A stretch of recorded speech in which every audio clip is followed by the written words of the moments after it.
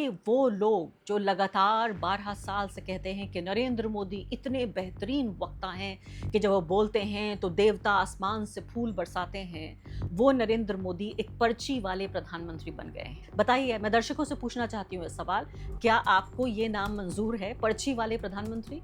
तो ये जो नए पर्ची वाले प्रधानमंत्री हैं, किस तरह से हिज एक्सेलेंसी कह रहे हैं, मैं शुक्रिया अदा करना चाहती हूँ उन व्यक्ति का जो ट्रांसलेशन कर रहे थे यहाँ पर, और उन्होंने कम से कम ये कहा कि मिस्टर प्रेसिडेंट। एक्सेलेंसी आप और हम, एक्सेलेंसी हम हमेशा, एक्सेलेंसी आप जानते हैं, एक्सेलेंसी समझौते, एक्सेलेंसी में फिर एक बार। ये गोदी जो एंकर्स हैं, अपने को पत्रकार कहते हैं, ये यहाँ पर ये महोदया कह रही हैं, ओ हो गजब इम्प्रेस किया जा रहा है। दूसरी तरफ ये दूसरे महोदय हैं। भाई साहब, इतनी तारीफ मोदी की, इतनी तारीफ की है ट्रंप ने कि अगर मक्खन लगाने का कंपटीशन होता तो उसमें फिसल के आदमी गिर जाए, इतना मक्खन मोदी को लगाए ट्रंप।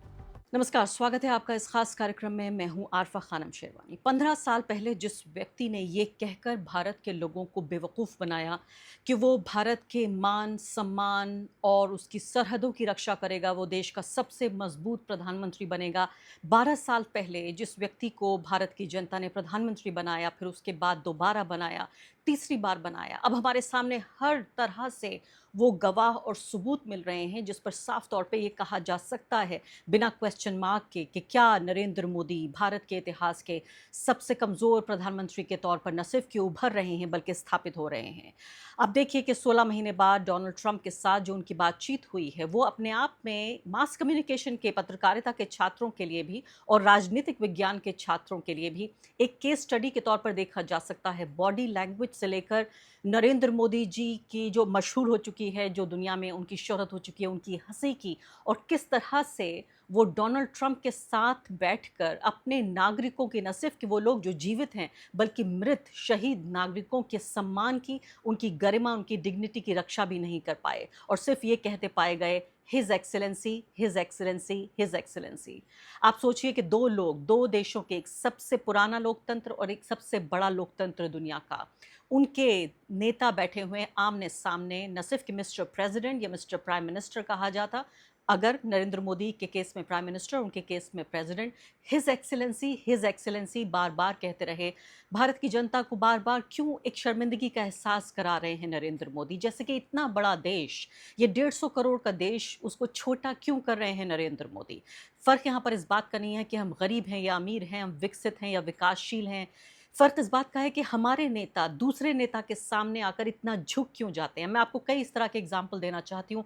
अभी आपसे शुरुआत करना चाहती हूँ इसी बात से कि किस तरह से नरेंद्र मोदी ने उस व्यक्ति को, जिसने पूरे पश्चिम एशिया की शांति को न सिर्फ कि भंग किया बल्कि सैकड़ों की तादाद में, गज़ा का अगर एग्ज़ाम्पल लें इससे पहले और उसके बाद अब ईरान का एग्ज़ाम्पल ले लें, अगर गज़ा की हम बात करें तो हज़ारों नागरिक, और इधर हम बात करें लेबनान और ईरान मिलाकर तो भी सैकड़ों नागरिकों की हत्या हुई, और यहाँ प्रधानमंत्री कह रहे हैं कि पश्चिम एशिया में शांति की स्थापना के लिए मैं अभिनंदन करता हूँ। मिलजुल करके हमने जो टारगेट तय किए उसको पूरा करने के लिए भरपूर प्रयास कर रहे हैं और हम बहुत तेज़ी से आगे बढ़ रहे हैं। एक्सेलेंसी, पश्चिम एशिया में शांति के जो प्रयास में प्रगति हुई है, इसके लिए मैं आपका अभिनंदन करता हूँ। आपके इन प्रयासों के कारण पश्चिम एशिया में शांति की एक नई किरण नजर आ रही है और हम आशा करते हैं कि चिरस्थायी शांति बनेगी। एक्सेलेंसी, आप और हम सभी इस बात से सहमत हैं कि हॉर्मुज का खुला रहना एक वैश्विक अर्थव्यवस्था के लिए बहुत ही अनिवार्य है। एक्सेलेंसी, हम हमेशा कहते रहे हैं कि फ्रीडम ऑफ नेविगेशन सुनिश्चित होना चाहिए और इस पर हम सब ने मिलकर के बल देना चाहिए।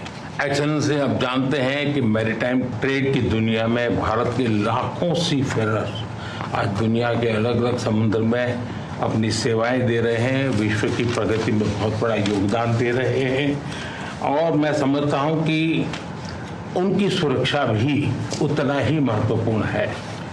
एक्सेलेंसी, समझौते के लिए शांति के प्रयासों में आपने भरपूर प्रयास किया है। मुझे पूरा विश्वास है कि समझौते में सी फेरर की सुरक्षा भी सुनिश्चित होगी और उसको प्राथमिकता मिलेगी। एक्सेलेंसी, मैं फिर एक बार अब आगे सुनिए आप, आपको चाटुकार जो मीडिया है वो बताएगा कि कैसे छक्के छुड़ा दिए हैं। बाकायदा कहा जा रहा है कि अखिलेश यादव राहुल गांधी के छक्के छुड़ा दिए हैं, चूंकि नरेंद्र मोदी के सामने बिल्कुल चूहे की तरह नजर आए डोनाल्ड ट्रंप और कसीदे पढ़ते हुए नजर आए और इतने दीवाने हो गए, उनके होश फाख्ता हो गए। इस तरह से शब्दावली का इस्तेमाल किया जा रहा है। एक ही पल में आती हूँ, लेकिन इससे पहले एक गंभीर मुद्दे पर मैं यहाँ चर्चा करना चाहती हूँ। सबसे बड़ी बात मैं चाहती हूँ ये बयान आप सुनिए। Can you speak to the defense relationship between India and the United States? I think it's a great relationship. I can tell you this, without having a contract, we don't have a contract, you have to write contract. But if they were attacked, we would be there to help them. How is that? Is that a good statement? Okay, come here, man. If anybody attacks that man, we're going to be there. Now, if there's a new leader, I'm not sure about it. Okay. If there's a new leader, I don't know about that. But if they're attacked and he's the leader, we're going to be there to help. यहाँ पर आप देख रहे हैं, आवाज़ से पहचाना जा सकता है कि एनडीटीवी के पत्रकार हैं जो पूछ रहे हैं कि बताइए कि आप हमारे देश यानी भारत और अमेरिका के बीच जो रक्षा समझौता है, जो रक्षा से जुड़े हुए यानी जो डिफेंस रिलेशनशिप है, उसको डोनाल्ड ट्रंप किस तरह से देखते हैं। आपने सुना डोनाल्ड ट्रंप ने क्या कहा। डोनाल्ड ट्रंप ये कह रहे हैं कि अगर पहली बात तो नरेंद्र मोदी के लिए जिस तरह के शब्दों का उन्होंने इस्तेमाल किया, मैं नरेंद्र मोदी की नीतियों की और उनकी राजनीति की हमेशा आलोचना करती रही हूँ, लेकिन जब उससे देश से बाहर जाते हैं नरेंद्र मोदी तो वो भारत के नेता होते हैं और भारत के लोगों को रिप्रेजेंट करते हैं। और मन को बड़ा दुख पहुंचा, कहने लगे अजीब अंदाज में, उनकी शब्दावली देखिए, कहा कि ये बहुत खूबसूरत इंसान है, he is a beautiful man, ये कितने खूबसूरत हैं। और इसके अलावा फिर ये कहा बेहतरीन ट्रेडर हैं ये, but he is a killer. इन्हें अंग्रेजी में कहने की कोशिश कर रहे थे कि देखिए बहुत बेहतरीन डील करते हैं, ये किलर हैं, किलर डील करते हैं। लेकिन इन शब्द का इस्तेमाल क्या इसे किसी गंभीरता से लिया जा सकता है? और उसके बाद जब इनसे पूछा गया इस डिफेंस रिश्ते के बारे में, रक्षा रिश्ते के बारे में, तो डोनाल्ड ट्रंप क्या कह रहे हैं कि if anybody attacks that man we are going to be there. Now if there is a new leader I am not sure about this, कि अगर कोई अटैक करता है भारत के ऊपर तो हम उनके भारत के साथ होंगे, लेकिन सिर्फ जब तक नरेंद्र मोदी प्रधानमंत्री हैं। अगर कोई और प्रधानमंत्री होता है तो मैं इस बात की गारंटी नहीं दे सकता। पहली बात तो क्या अब हमारे ये दिन आ गए हैं कि हम दूसरे देशों से अपने देश के मामलात में, खासकर जो रक्षा सुरक्षा, हमारी सरहदों से जुड़े हुए जो मामले हैं, विदेश नीति से जुड़े हुए जो मामले हैं, क्या हम बाहरी देशों को ये कह रहे हैं कि आप आइए, छा जाइए, हमारे मामलों में दखल अंदाजी कीजिए। दूसरी बड़ी बात यह है कि क्या बताना चाहते हैं कि नरेंद्र मोदी जब तक प्रधानमंत्री रहेंगे तब तक ही इस बात को अहमियत दी जाएगी कि इतने घनिष्ठ संबंध हैं दोनों के बीच में। तभी क्या प्रधानमंत्री को वो किलर कह रहे थे कि he is a beautiful man but he is a killer. और आगे बढ़ने से पहले एक अदना सी गुजारिश कि आप मेंबर बनिए मेरे चैनल का आरफा खानम शेरवानी। अगर आप मेंबर बनते हैं, आपके समर्थन से आप मेरा हाथ मजबूत करेंगे, इतना मजबूत कि मैं सत्ता का कॉलर पकड़ के सवाल पूछ सकूंगी और जो हमारे समुदाय में हाशिए के जो तबके हैं उनकी आवाज़ उठा सकूंगी। आप यकीन जानिए, आपका एक छोटा सा सहयोग मेरे लिए इतना बड़ा होगा जिसके लिए आप अंदाजा भी नहीं लगा सकते। अब यहाँ पर देखिए आप, इफ़ दे आर अटैक्ड, वो ये कहते हैं I am not sure about it, if they are attacked and he is the leader we are going to be there to help. अगर कोई हमला करता है और अगर ये नेता हैं, ये प्रधानमंत्री हैं, तो हम मदद करेंगे।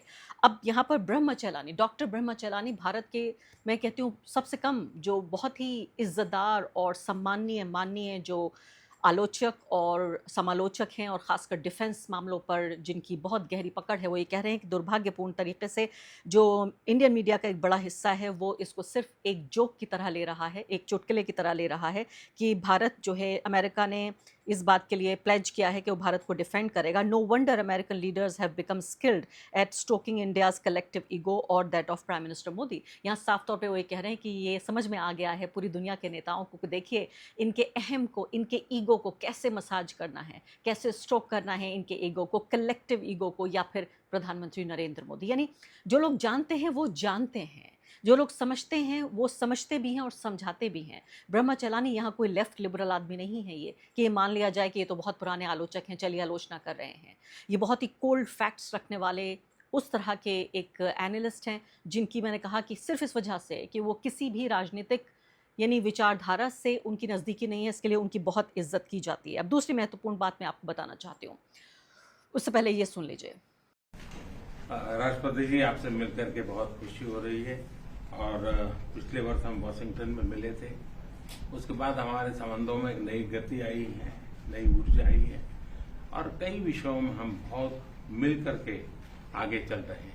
आप देख रहे हैं लगातार नरेंद्र मोदी जी के हाथ में जो ये दिख रहा है, क्या है ये? एक छोटी सी पर्ची है जिसमें वो बार बार हिज एक्सेलेंसी करके बातचीत कर रहे हैं। वो तो शुक्र मनाइए जो व्यक्ति ट्रांसलेट कर रहा था, इंटरप्रिटेशन कर रहा था, उसने हिज एक्सेलेंसी ना कहकर राष्ट्रपति का नाम लिया, मिस्टर प्रेसिडेंट का नाम लिया कि मिस्टर प्रेसिडेंट उससे पहले लगाया, उनके किसी भी वाक्य से पहले। आप ये सोचिए कि इस पर्ची पर, यानी कि वो लोग जो लगातार 12 साल से कहते हैं कि नरेंद्र मोदी इतने बेहतरीन वक्ता हैं कि जब वो बोलते हैं तो देवता आसमान से फूल बरसाते हैं, वो नरेंद्र मोदी एक पर्ची वाले प्रधानमंत्री बन गए हैं। और अच्छा याद दिलाया कांग्रेस पार्टी ने कि मनमोहन सिंह जब बात कर रहे थे अपने काउंटर पार्ट बराक ओबामा से तो कैसे बात करते थे, और नरेंद्र मोदी जब बात कर रहे हैं तो कैसे बात कर रहे हैं, देख लीजिए।